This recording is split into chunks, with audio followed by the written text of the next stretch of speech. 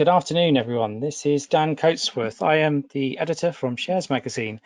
So welcome to this webinar on investing for the first time. Having a few issues. I've jumped past the disclaimer. We'll come to that right at the end. So it's just to emphasize that nothing in this presentation is a recommendation.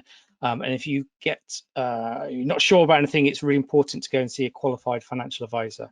But I will come over the disclaimer in a second.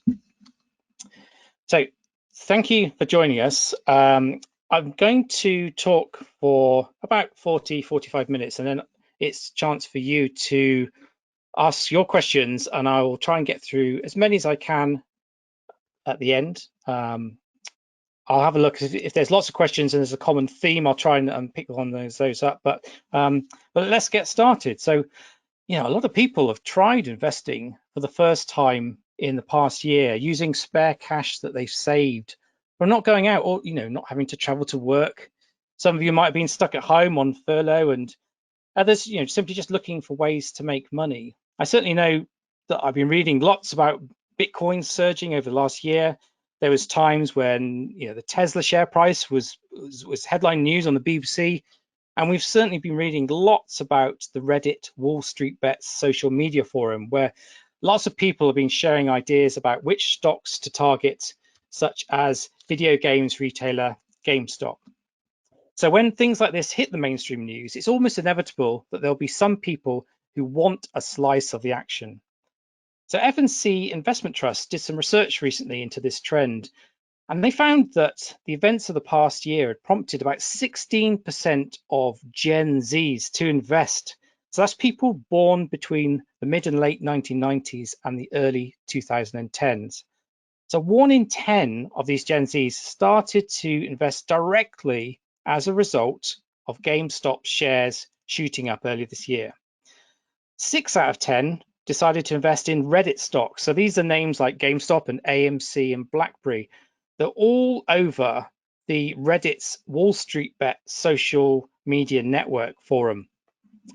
Lots of people went on there and sort of just talked about, potential things to buy, and everyone seemed to sort of follow in a herd mentality. But, these names like GameStop, they shot up in price, but unfortunately they came crashing back down again. And I think this taught quite a few people perhaps to be a bit more cautious, rather than just jumping in. So whether you've made your first steps with investing following the Reddit and GameStop activities, or whether you're simply just interested in getting more for your money, this webinar should hopefully put you on the right path. So don't worry if you just opened an ISA or another investment account and haven't actually put any money into it yet. The fact that you've opened it is a great start. So hopefully after this session, you'll be in a stronger position to work out what to do next. Ultimately, I think it's just great that more people are getting involved, and investing can be such a rewarding activity. So I don't know, just quickly on that disclaimer, it's been on your screen for a while. Let me just quickly go through a couple of those bits. It's very important. So just the value of investments can go down as well as up. You may get back less than you originally invested. Just to emphasize, we don't offer advice. It's important you understand the risks. If you're unsure, please consult a suitably qualified financial advisor. Past performance is not a guide to future performance, and some investments need to be held for the long term, and forecasts aren't a reliable guide to future performance. So good, right, thank you for bearing with that one. So I'm saying taking the first step forward with investing can be a bit scary. Lots of people don't really know what to do. Some might start the application process for an ISA, don't complete it. Others don't even get that far. They just end up spending their spare cash or putting it into a bank account, earning next to nothing. But I don't think that investing needs to be scary if you understand the basics of it. So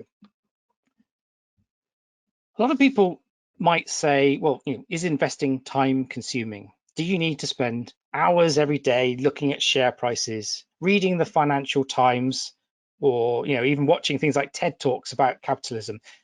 You don't.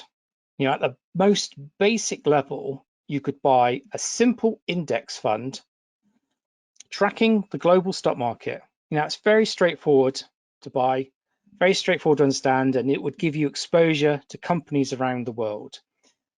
The key thing here is that if you're going to start investing, I would suggest try and do it every month. And over time, you see your wealth build up. if you're feeding your ISA or your pension with something, 50 quid or £100 each month, you would be able to buy fewer fund units when the markets were high and more units when the markets are low, but it would all sort of average out after a while. The key point is that you're making the pot bigger on a regular basis. And it's really the time that you have spent in the markets that matters, not trying to time when to go in and out all the time. So I've been investing for about 15 years and writing about this, the markets and investing for a little bit longer. So every time I go to a shop or a restaurant, or even just take a walk around, my mind's processing information which could help me understand individual companies and trends and sectors. I just like understanding what's going on with businesses because I just find the whole thing fascinating. But you don't need to be as engaged as this if you don't want to be. Because say you can invest in a fund where someone else does all the hard work in choosing what to put into portfolio, or you can invest in a fund that simply just tracks the market performance. And I'll go through some examples of these later on in the presentation. So putting money away into an investment account on a regular basis is absolutely a great way for you to start your investment journey. Investing into an ISA, it could be for the short term, medium term, or even long term, or even to a pension and you're investing for your retirement. Just get into the habit and you should hopefully reap the rewards later on. I like to sit down on payday and work out how much I need to pay the bills, and then I'll see how much is left over. So at this point, I think if you were to follow the same process, set up a direct debit into your investment account, and each month money will leave your account before you've had time to splash that cash in the pub or down the shops. In today's presentation, I'll go through all the main things that you need to think about, including whether investing is right for you. I'll talk about some of the products that might be of interest, how much you might be able to make, and also some classic mistakes to avoid. And I'll cover some stuff about the costs and the range of investments you can make and give you some hints about picking funds and stocks. So one of the things I always find when you talk about investing, people not quite experienced on this is that they're worried and say, well, what if something goes wrong? Because if you've got money in a bank or building society and it's in cash, and there is compensation scheme, the financial services compensation scheme, which means that if that bank or building society went bust, you've got protection for up to £85,000 per qualifying financial institution. Now, this scheme will also protect your money if you holding it with a company with whom so the company with whom you hold your investment portfolio, if they go bust, you will be protected for this amount, subject to them being a regulated business. But it's important to emphasize you won't have any compensation if you buy a fund or a share and it falls in value. You've chosen it, and that's the risk that you take if it falls in value. But risks is something that keeps coming up in this investment, and I do think it's really important to understand. So is investing right for me? You should only invest money that you could afford to lose. I think anyone with a nervous disposition may not be suited to investing, nor someone who's reliant on money not dropping in value over a specific time. So if you understand these and you're happy to go ahead with investing, there's three things I think you need to start with. One is your investment goal, one is your time horizon, and the other one is the risk appetite. So your investment goal might be having a pot of money to pay for a house deposit, or it might be a holiday of lifetime, or perhaps you want to do up your house and maybe convert your loft into another bedroom. This time horizon really matters because the longer that you're willing to keep that money invested, the more time you've got to ride the ups and downs of the market. Because if you're looking to only invest for, say, 6 months, there's a real risk that over that period, the stock market might have a bit of a wobble, and there isn't enough time for the value investments to recover before you need to access that money. So what can I invest in? Well, there's loads of stuff. This is great. You have plenty of things to choose from. If anything, you might be overwhelmed with the choice. So shares, they're also known as stocks or equities. As the names will suggest, you buy a share of a company. I always think I feel proud when I come across a company in which I might have an investment in. Imagine saying to your mates, I am the part owner of Amazon. They'll think you're joking, but actually, if you bought a single share in Amazon, it gives you the right to say you're the part owner. You can invest in funds. And these are sort of a basket of different investments, which could be some, say, 20, 30 different shares, or it might have some bonds in there, or some other asset classes. I think of it like a box of Quality Street. You get a tin, one tin that you're buying, and in it you get lots of different things. So the fund will trade in line with the value of everything inside its portfolio, and the fund manager will be picking everything that goes in there, and also they'll be deciding when to sell things out of the portfolio. You can invest in an investment trust, and this is also a fund, but it's a bit different because you buy shares rather than units, and they trade on a stock market. And because they trade on stock market, the price of them can be influenced by whether there's lots of demand by investors for them or not. So it does mean sometimes you could buy £1 worth of investments for, say, 80 pence. But the flip side is sometimes if it's investment trust extremely popular, you might have to pay more to buy its shares than the actual value of its assets. But again, you've got a fund manager doing all the work in terms of buying and selling stuff that's held inside the portfolio. Exchange traded funds or ETFs. So these are known as passive funds because they track an index. So there's rules that say what goes inside a specific index, and the ETFs will just invest in whatever's inside that index. So because there's no fund manager here doing all the picking, you don't have to pay him a salary, and therefore the charges that you'd pay an ETF would be much lower in general than actively managed funds and investment trusts. And some of the other things that you can invest in would be like bonds, which are a bit like IOUs. A company or a government would issue bonds. They sell them to an investor in exchange for some cash.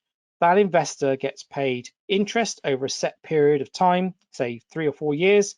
And once that period ends, the investor then gets the original value of the bond back. You can also invest in gold, which is a commodity, property, or stuff like cryptocurrencies. And you could even put money into wine and cars and records or trainers and hope that over time that they might appreciate in value. So risk appetite will help when deciding which investments to make. So if you've got a low appetite for risk, you may prefer to invest in bonds rather than shares. You can invest directly in bonds or through funds that hold them. But if you've got a sort of high appetite for risk, you may want to look at shares or funds that invest in shares or even high yielding bonds. Now, within the world of shares, you can split them into different levels of risk, such as a supermarket, which we all need to eat. They have fairly steady earnings, so you could say that they're a medium risk business. Or you could look at an airline or an oil producer who has perhaps more volatile earnings, and they would be classified as higher risk. So another thing to consider is, like, if you're going to take a certain level of risk to hit a financial goal, just be careful. Are you comfortable doing that?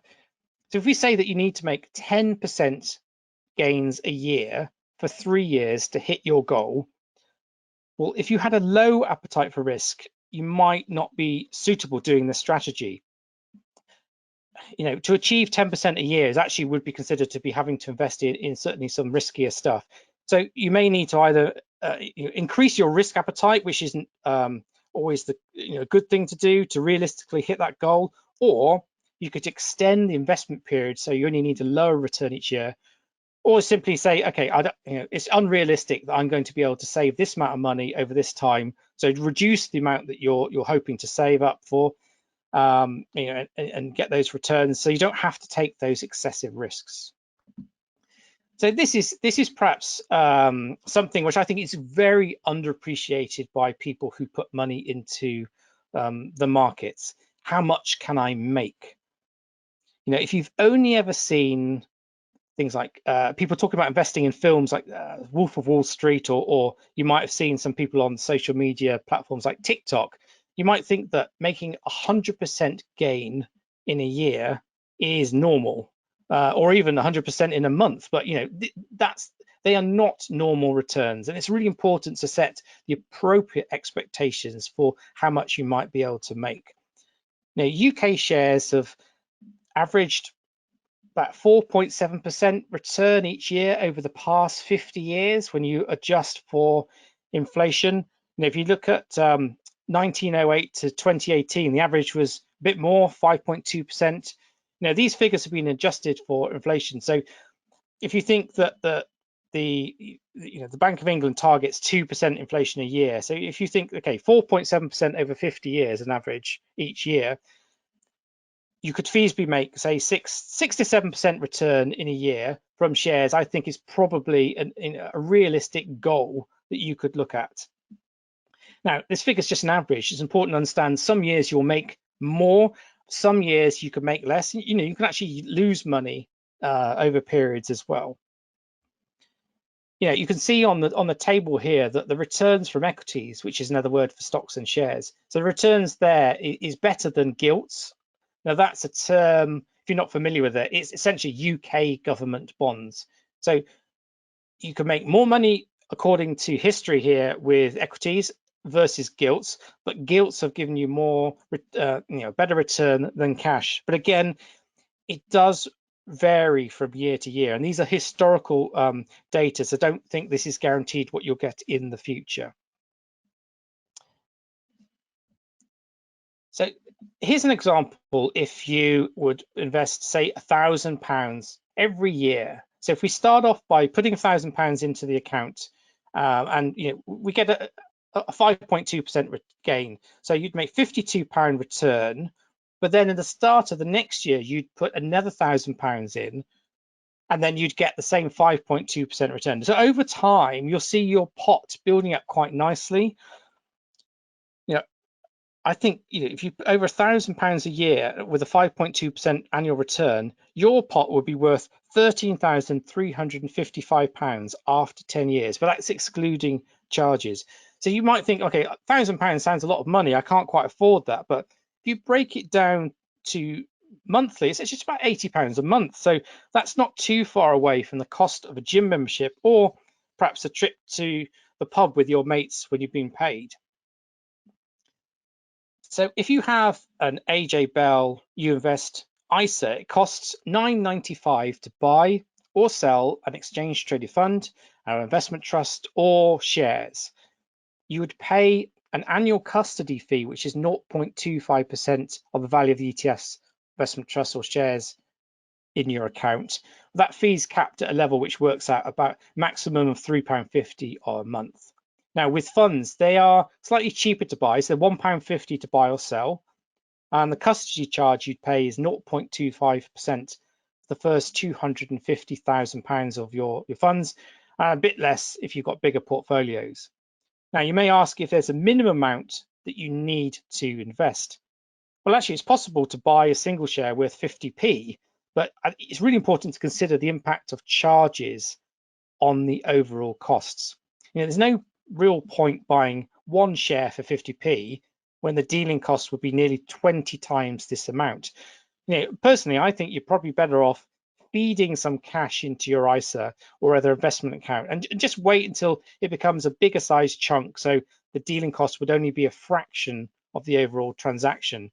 Now, so let's say you save up £400 over a number of months into your ISA, or your pension. You could then use that money to buy shares or funds. The rough £10 dealing fee would be, if it was shares, would represent 2.5% of the investment. Now, that's not too bad if you're thinking about holding them for a longer term, but clearly the higher the amount you invest, the lower the percentage the transaction costs represent. So one way to reduce your cost is to use a regular investing service, which costs £1.50 for all the asset classes, including shares and ETFs. So here you would say, I want to buy the same thing every month. You set, and it's all automated, you do it. So your order's pooled with all the other investors, and that helps to keep the transaction costs down. But the downside is that you don't get to choose the day in which the order's made. It goes out the same day every month. So one important note, just while we're talking in general, in terms about how much money you want to be feeding into your account, just make sure you pay off any large borrowings in the form of personal loans or credit cards first before you go down the route of putting lots of money into an investment account. Because some of these things like credit cards can come with very large interest rates, and it's always better try and clear your debts first before you start feeding say an ISA. So in terms of these different investment accounts, there's ISAs, there's dealing accounts, or there's self-invested personal pensions. You might hear people talk about them called SIPs. So I'll just go through some examples of these now. So on your screen, you can see the type of investments you can hold in the different types of ISAs available on the market. So let's say if you opened up a cash ISA, the only thing you can put in it is cash. But if you wanted to put money into bonds or funds or shares, you'd need to open either a stocks and shares ISA or stocks and shares lifetime ISA, or if you're investing for children, you could put it into a stocks and shares junior ISA. Yeah, I just think that some of these investment accounts you can use, they're incredibly attractive because they come with lots of tax benefits.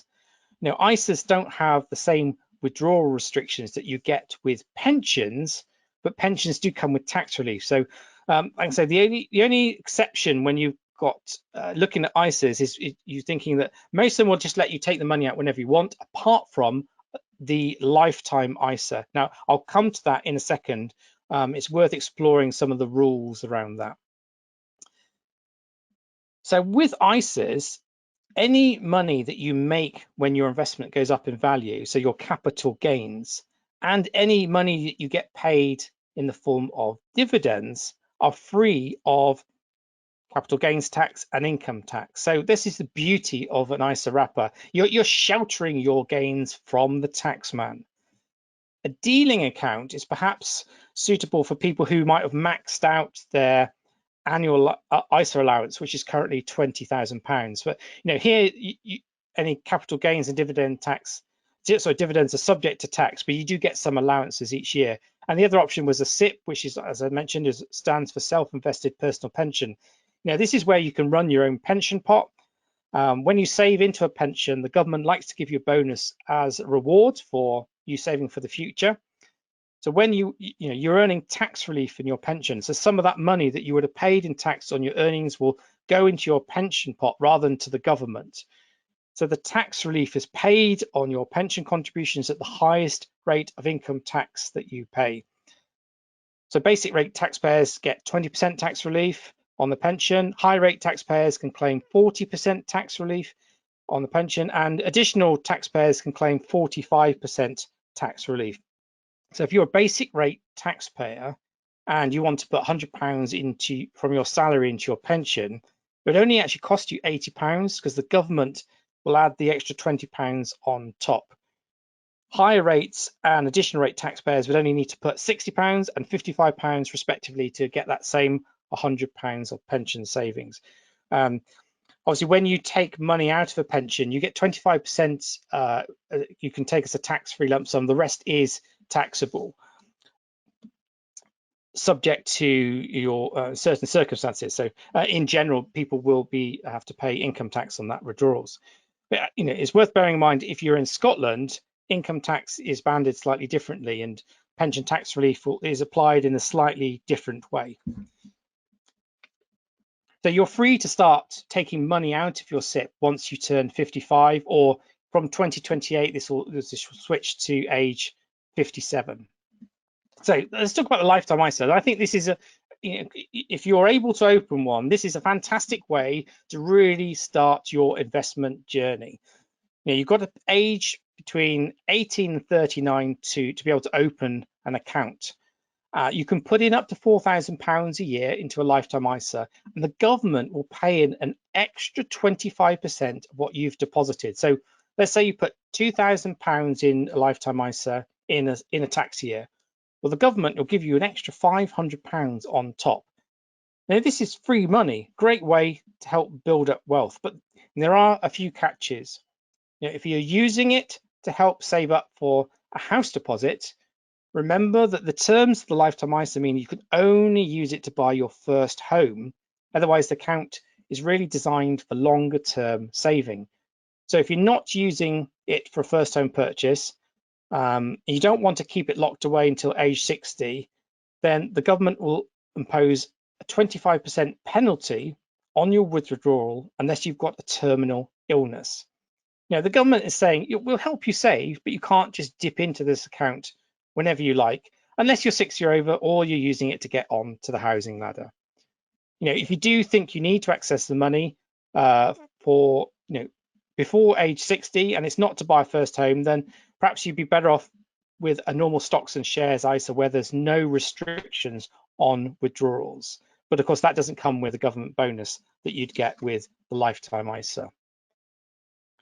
So what should I put your money into? I'm not here to tell you exactly what to invest in. I'm not here to give you advice, but I'm going to talk through how ETFs work and perhaps a bit more about funds, because I do think anyone new to investing might want to consider funds first rather than diving in with individual company shares.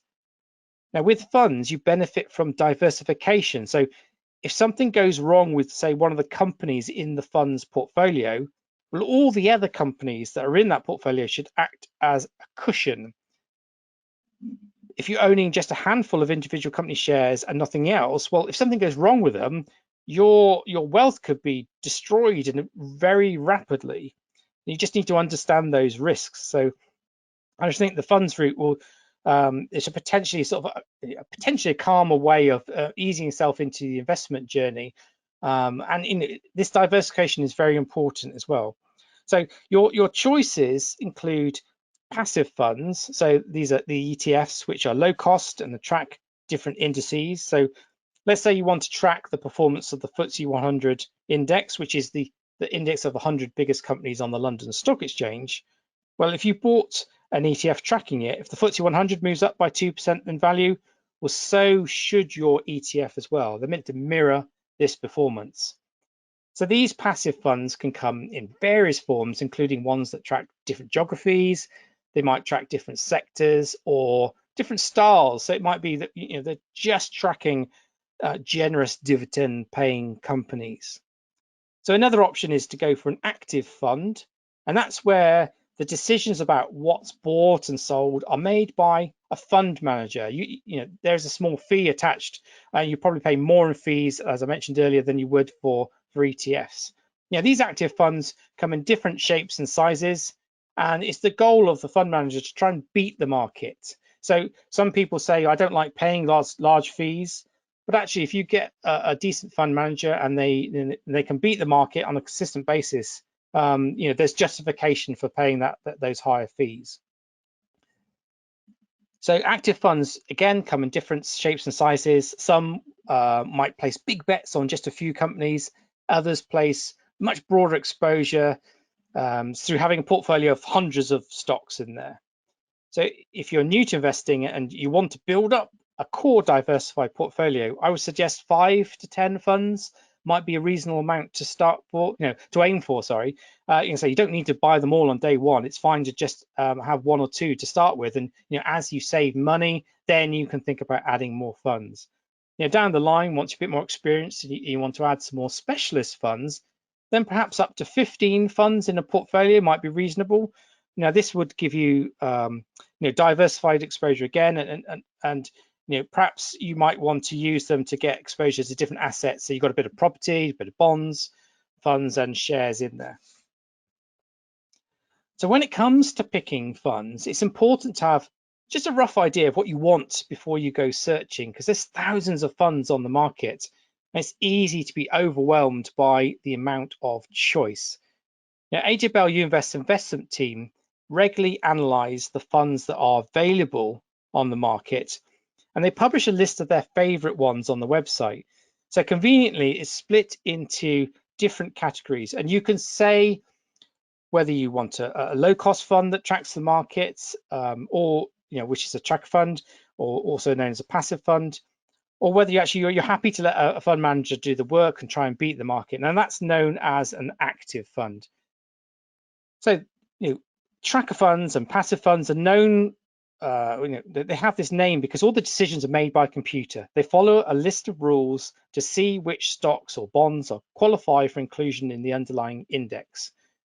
Active funds get their name because a fund manager is actively looking for things to put in the portfolio, and they also look at when they should be selling stuff as well.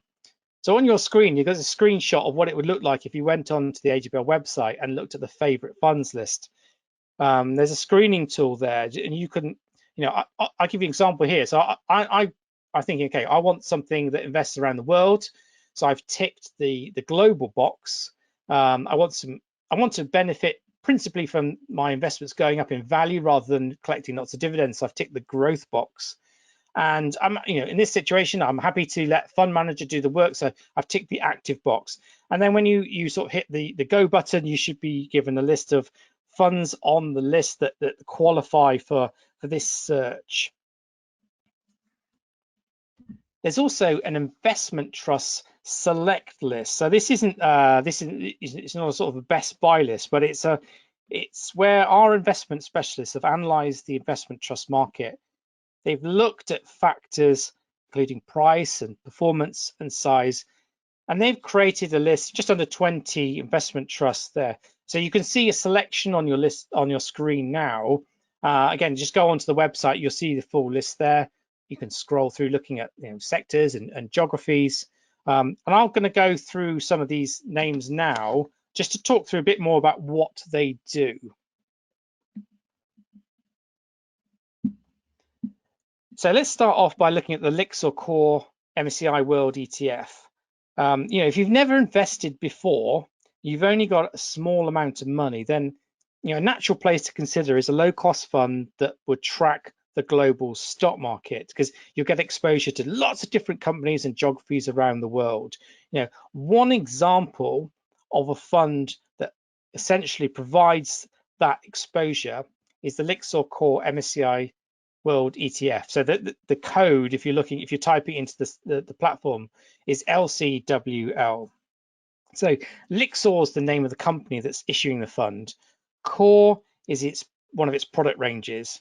The MSCI World in the product title is the name of the index the fund is tracking. So this index follows 1,600, just over 1,600 stocks that trade on 23 different developed market countries. So if you were to invest in an ETF that tracks this index, you'd get exposure to names like Apple, Amazon, Visa, and Johnson & Johnson. So with ETFs, you buy the shares on the stock market and you can see their price changing throughout the day, whereas traditional funds are only priced once a day. So over the past 3 years, the 14th of May 2021, the Lixor ETF returned 37.8%. Now, to put that another way, if you put £1,000 in 3 years ago, it would now be worth £1,378. And I think that product charges 0.12% charge a year. So on the right-hand side, you'll see the iShares GBP Corporate Bond ETF. So this is an ETF that tracks a basket of corporate bonds, or company bonds. You may have been told by friends or family to start your investment journey by perhaps putting money into government bonds, but actually high-quality corporate bonds are an alternative place to start, as the returns could be not guaranteed to be, could be a bit better for taking only a small bit of extra risk. So this iShares corporate bond ETF tracks a range of bonds included by some issued by banking groups, Barclays and NatWest, and it's returned 25.8% in the 5 years to the 14th of May 2021. So let's, on your left-hand side of your screen now, you'll see Troy Global Income. So this is an actively managed fund with a focus on capital preservation. So that means it tries very hard not to lose money for investors. Caution underpins Troy's every step, even if it means its funds don't benefit fully when stock markets are booming. But don't be fooled into thinking that the Troy Global Income Fund doesn't want to make money for you. Its slow and steady approach has seen the fund generate 33% return over the past 3 years. Its strategy is to be careful with how money is allocated and not to take wild bets on potentially iffy companies. So if you were to invest in it, you'd get exposure to names like the Japanese gaming group Nintendo and to PepsiCo, which makes the Pepsi fizzy drinks. And they also own Walker's Crisps, Quaker Oats, and the Tropicana juice brand. So there's 2 versions of this fund that you can buy. One that will pay you the dividends in cash, and you look for the letters INC in the product name, so Inc. And the other version will effectively reinvest the dividend payments, so your holding will increase without you having to actually put your hand in your pocket for more cash. And you'd look for the term ACC at the end of the product name, so ACC. It stands for accumulation, and the INC stands for the income. I'll come on to a bit more about those in a second, but let's just have a look at Bankers Investment Trust, which is one of the many investment trusts that have a somewhat misleading title. It's not about investing in banks. It's about investing in good companies from around the world, and also it's from a variety of industries. So if you were to invest in this product, you'd get exposure to companies like the DIY retailer Home Depot. It's got Microsoft in the portfolio, Estee Lauder, and at last glance, it had a stake in American Express as well. So it's just looking for financially strong companies. They're able to grow their dividends by a higher rate than inflation. So, that's very topical at the moment where we're reading lots about inflation going up. So over the past 5 years, it's generated 118% return. So I talk about returns quite a lot. I think this is probably worth clarifying that they come in 2 forms. One is either capital gains, which is the value of your investment rising, and the other one is through dividends. So these are sort of cash payments that fund or company will give you. So I talked about the Inc and the ACC version of the products. Just probably worth going over that again because it's a bit confusing, and I think that if you've never bought a fund before, it's really important that look at the product name, and if it says INC at the end of it, it means that you'll be collecting any dividend payments as cash.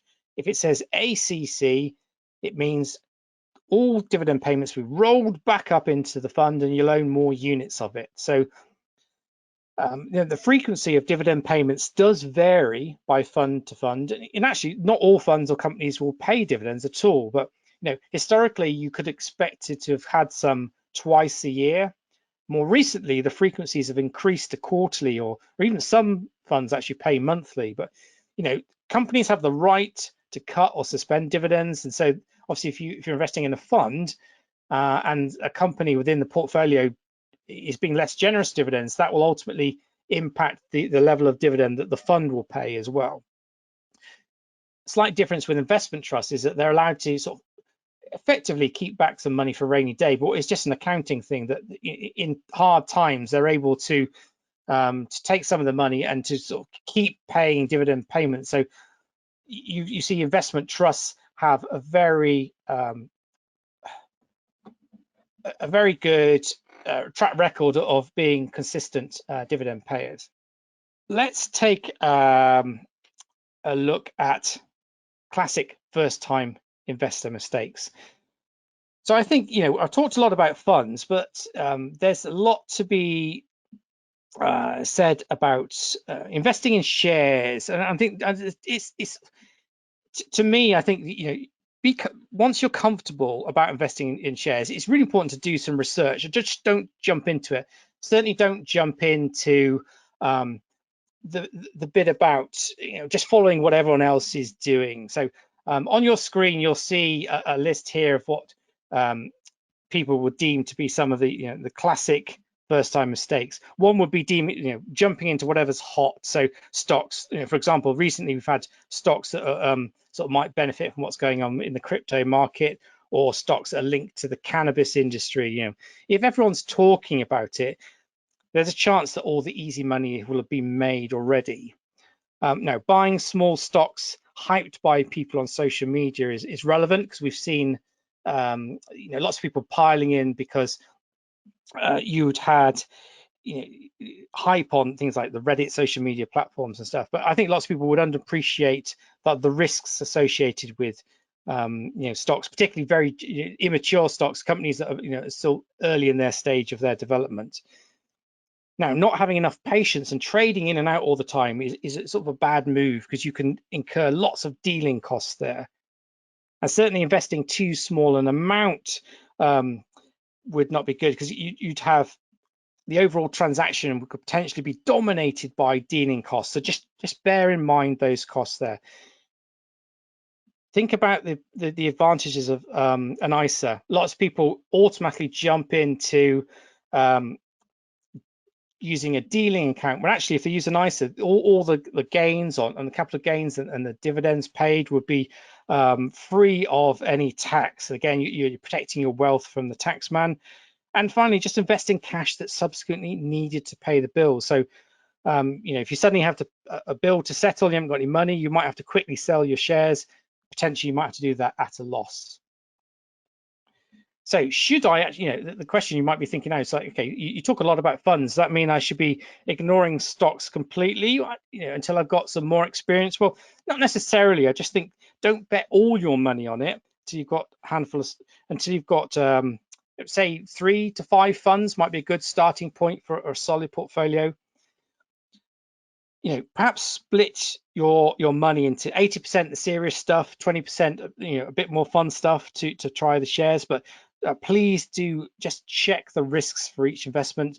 Only invest money that you can afford to lose. So on your screen, I've just put a few notes to say my personal preference. If I was looking to invest in an individual stock, I would look for a company that's got an easy to understand business model. If I can't understand it, how am I meant to be spotting when the company's trying to make things sound better than they are? I'd want something special about this business. I want it to stand out from the crowd. Otherwise, it's just one in a number of businesses doing the same thing, and then they're at risk of competitors trying to outdo them. And of course, that might mean them cutting prices for products and services. And you don't want to invest in a company that's stuck in a price war. Track record of growing profits. Now, this is just a personal preference. I like companies that earn money. Others might like fast-growing companies that aren't actually generating revenue at the moment, but they've got potential. But perhaps I'm just a bit boring. I like companies that aren't dependent on banks and shareholders to constantly give them more cash. I like management who are open and honest, and I want to be able to trust them. Otherwise, they can be getting up to all sorts, and you wouldn't have a clue if they're not trustworthy. And finally, undermining valuation. I'm happy to pay a fair price for a good company, but I don't want to pay a very high price just because something's got a lot of promise to grow in the future. There is a real risk here. You end up paying for all that future growth today, and that growth perhaps doesn't come through at the right level, and then everyone gets disappointed. But it's important to stress that other investors will look for different things. And I know that there's lots of people who do like the promise of big growth. People like to invest in companies that could be takeover targets in the future. We're certainly seeing lots of takeovers at the moment. And, the idea of a revolutionary product might excite people as well. So, I think if you pick well, you can make money from these stocks, but equally, in these latter 3 areas, there's lots of companies that perhaps don't live up to this hype.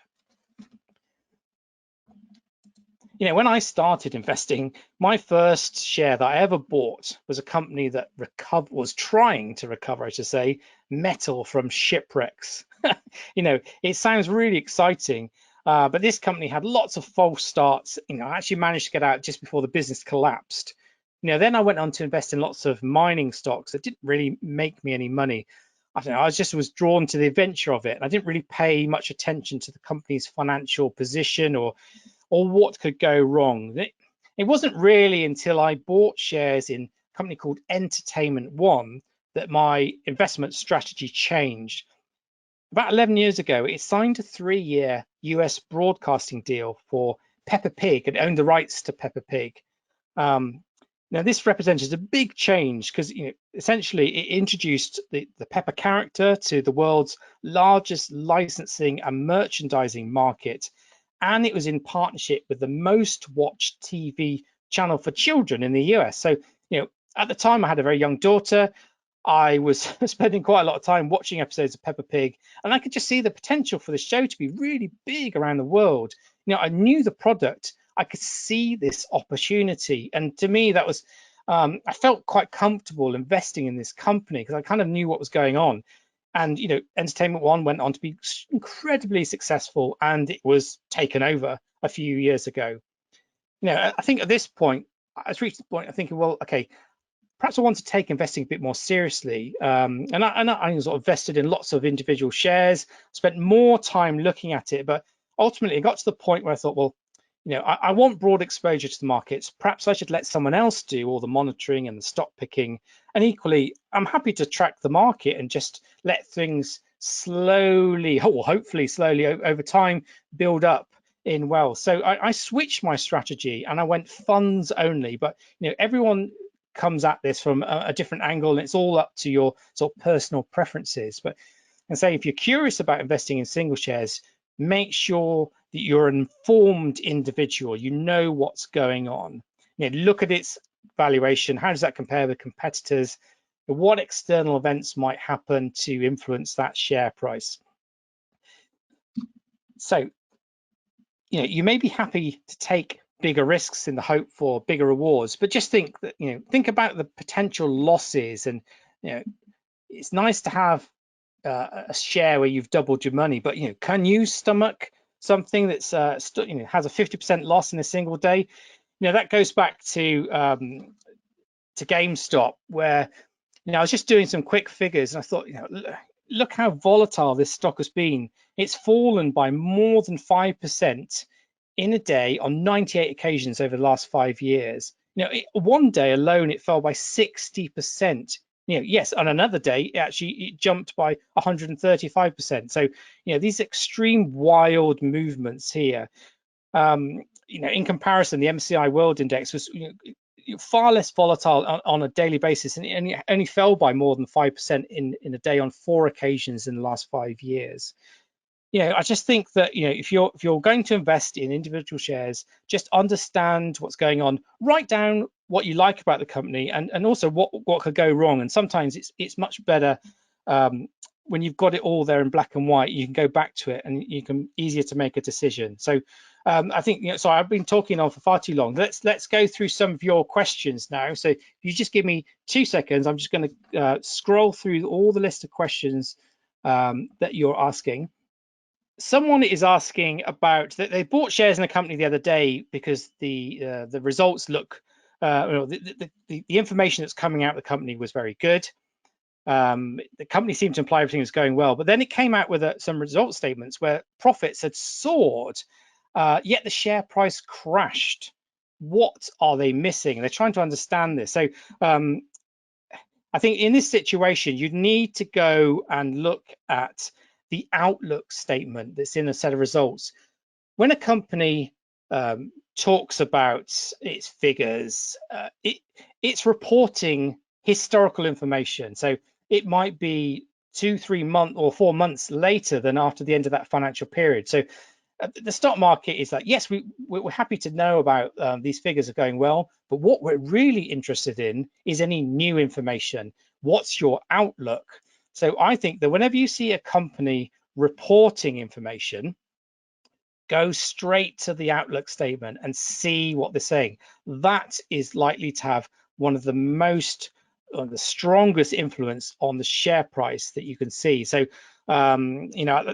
there's some. I came across a company the other day that was, I don't know whether it's the same one as one of the sort of the webinar watchers is talking about, but it was a company saying that yes, we've had a brilliant time, but actually, our customer numbers have been falling recently because everyone's getting back to their lives, and they're not stuck indoors anymore. So maybe, you know, we've had our great moment during lockdown, but no, it's not going to be doing so well going forward. So and the shares in that company was, you know, falling, and so it's kind of easy to understand what was going on there. So we've got another question here. So they're saying, how do I know if a share is cheap or not? Is it, you know, if a share is priced at 50p, does that mean it's, you know, I'm getting a better bargain than something priced at £20? Okay, that's an absolutely brilliant question. Here, you can't look at the share price and base a judgment purely on that something is cheap or not. You know, companies have lots of different numbers of shares in issue. So, you know, if you think a company's got, say, 2 million shares in issue and its share price is 50p, so its market value would be £1 million. Another company might have 10 million shares in issue and a share price of £20, so its market value is £200 million. But, you know, all that's telling you is the size of the company. They don't tell you if the shares are good value.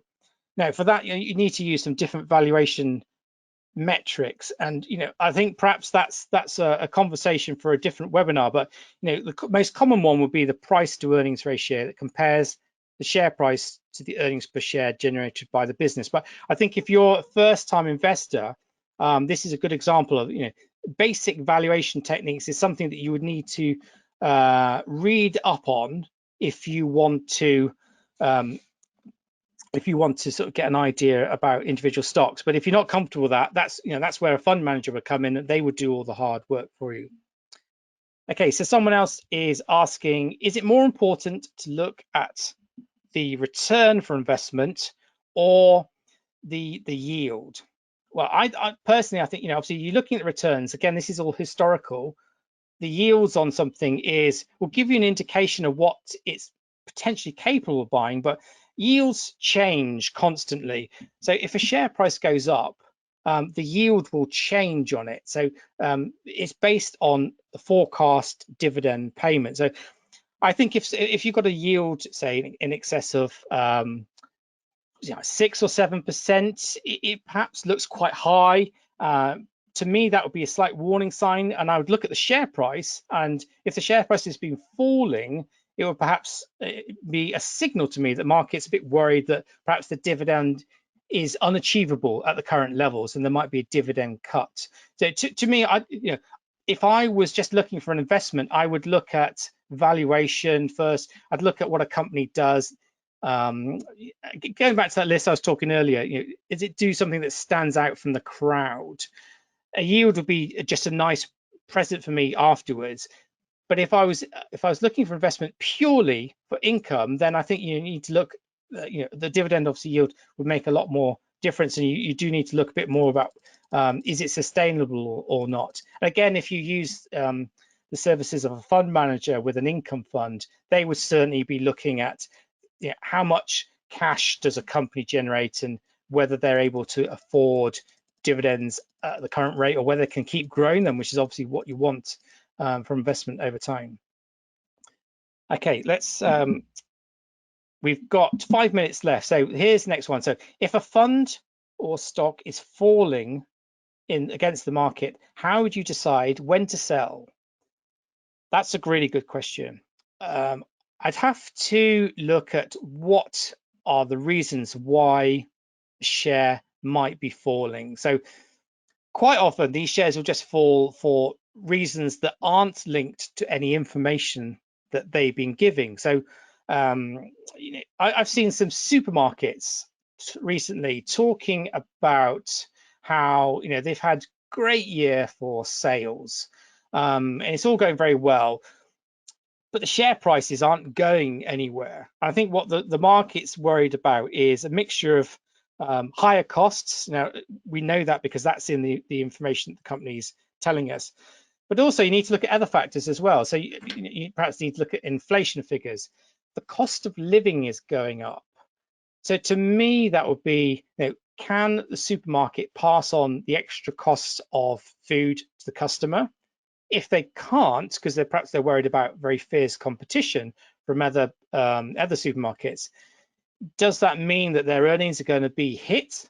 It might be that there's other factors influencing a share price and it's falling. So it could be something to do with politics or economics. So in terms of when you want to sell, to me, I'll just weigh up and say, look, has something changed here? Has the investment case changed? If it's just seemingly like a short-term issues that the whole sector's facing, perhaps I want to sit tight and just ride out some volatility. But there was a company I came across a couple of years ago who completely changed their business model. Had, as a result of competition in the market, had to very drastically lower the prices of its services. To me, that is a complete change in the investment case, and on that occasion, you can understand why you might want to sell out. But you do have to sort of weigh up lots of different factors when you're making these investment decisions. Okay, let's see if we can find another question to go through. Someone's asking that AJ Bell has the investment trust select list, but no equivalent select list for ETFs. Well, actually, what you'll find is if you go onto the favorite funds list, some of them are active funds, some of them are passive funds. So ETFs would fall under the passive category. So you will see some lists in there of ETFs that have been reviewed by the investment team at AJ Bell. They've made it onto those favorite funds lists. Okay, so someone's asking, what does it mean when it asks, do I want income or growth? Okay, so that's again, that's if you want to have principally the returns from your investment to be to include cash payments for income. So perhaps someone in retirement wants to rely on their investments to pay them some money every 6 months or so. That's when you tick the box, and it would be a great. It would look for companies or funds. It would look for funds or ETFs that are have a bias towards income-paying assets in their portfolio. But growth is when you want to perhaps invest in a fund that invests in different companies that are fast growing. So here would be earnings growth. So a key driver for a share price would be earnings growth. So if a company can earn more money, it would therefore it trades on a multiple of share prices trade on multiple of earnings. So the higher the earnings, hopefully that would push up the share price. Okay, fortunately, we have run out of time. Thank you ever so much for joining us on this webinar. I hope you found it useful. Thank you very much, and it's fantastic that you've sat through the webinar, and it shows you're interested in investing. And I wish everyone the best of luck with their investing journey in the future. Thank you very much.